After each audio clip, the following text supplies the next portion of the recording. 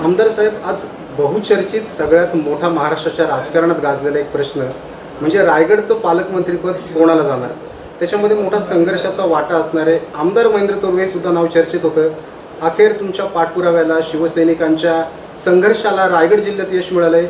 गोरगरिबांचे भरत शेठ आज पालकमंत्री झालेत, काय भावना आहेत? आज खरोखरच आमच्या शिवसैनिकांसाठी आणि रायगडच्या जनतेसाठी आजचा दिवस हा आनंदाचा दिवस आहे, उत्सवाचा दिवस आहे.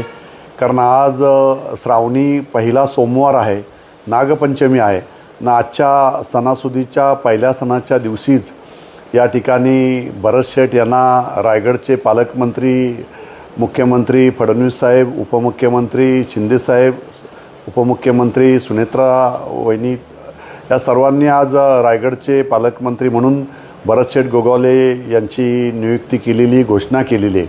त्यामुळे रायगडकरांमध्ये अतिशय उत्साही वातावरण संपूर्ण रायगड जिल्ह्यामध्ये झालेलं आहे.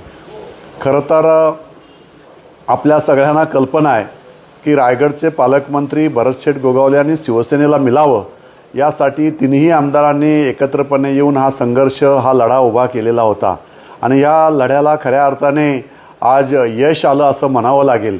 कारण जो संघर्ष आम्ही तिघांनी केला, या संघर्षाला खरं तर आमचे नेतृत्व शिंदेसाहेब यांचे मनापासून आभार व्यक्त करावा लागेल की साहेबांनी ठामपणे भूमिका आमच्या मागे उभे राहिले आणि त्यांनीसुद्धा त्यावेळेस सांगितलं की नाही, आपण भरत शेठ यांनाच रायगडचे पालकमंत्री करू, यासाठी मी ठामपणे तुमच्याबरोबर उभा आहे. आणि मग सरकारमध्ये चर्चा करून, देवेंद्र फडणवीस साहेबांशी चर्चा करून, त्यावेळेस अजितदादांशी चर्चा करून, आता सुनीताताईंशी चर्चा करून शिंदेसाहेबांनी हा तिढा कायमस्वरूपी संपवला आणि रायगडला भरत शेठच्या रूपाने पालकमंत्री आम्हाला मिळालेला आहे. ह्या गोष्टीचा मनस्वी आनंद मला आणि माझ्या सर्वच शिवसैनिकांना, माझ्या मतदारसंघातील शिवसैनिक आणि संपूर्ण रायगड जिल्ह्याच्या शिवसैनिकांना आजचा दिवस हा आनंदाचा दिवस आहे.